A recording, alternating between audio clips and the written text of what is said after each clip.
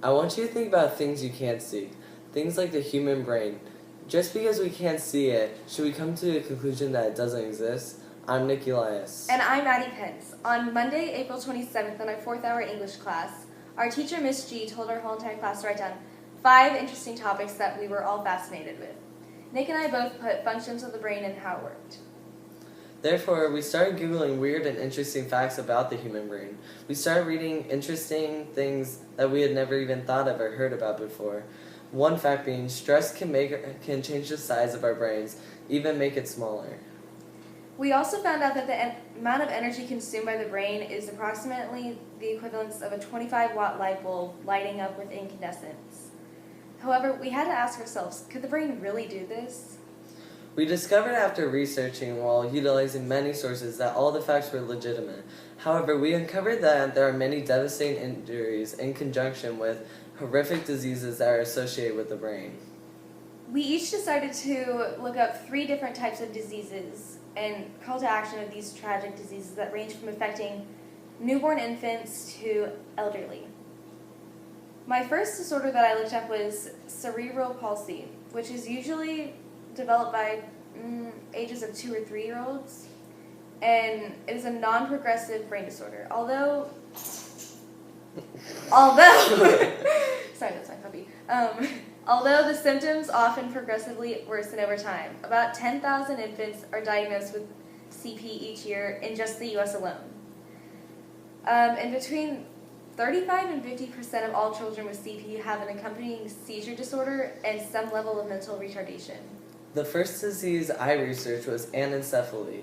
This is a disease that happens in the first months of pregnancy, where there is a neural tube defect. The baby is born without parts of the brain and the skull. Almost 1 in every 5,000 babies are born with this condition. The disease is always fatal, usually within the first few months of birth. The second disease that I found was Huntington's disease.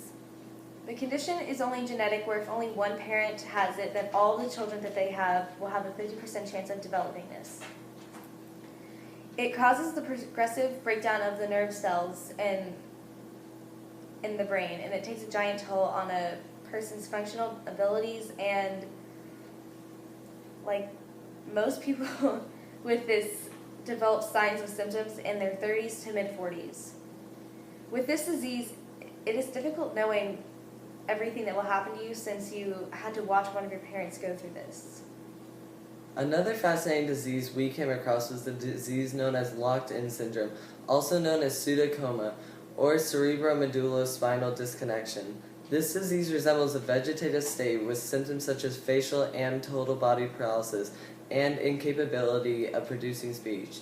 These patients can sense everything that's going on around them. Sometimes this disease isn't caught for years, but when it is, the doctors or even the family members recognize that the patients are conscious from eye movements. New technology has improved communication with chronic locked-in syndrome patients, utilizing the eye movements of the patient.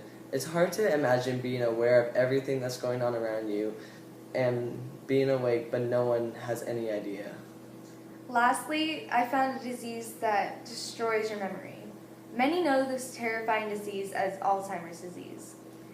It is a result of the brain cells degenerating and dying off, causing a steep decline in a person's memory and ability to function mentally. About 5 million people in the United States alone have been diagnosed with this, which makes it unfortunate because there is no known cause or cure for this.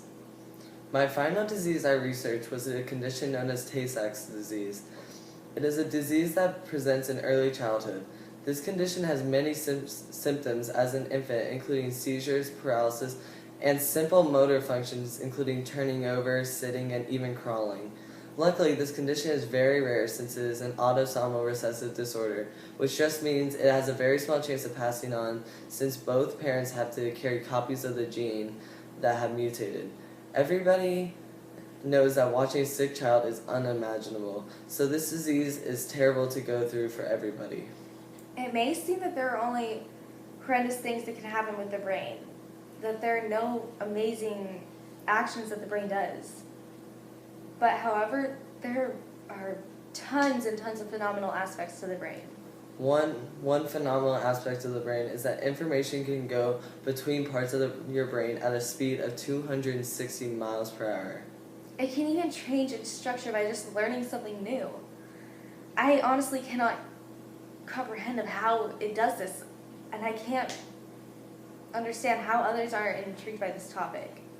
It's just mind-blowing how the brain does what it does. I can't fathom how a newborn baby has more brain cells than it will ever have in its entire lifetime.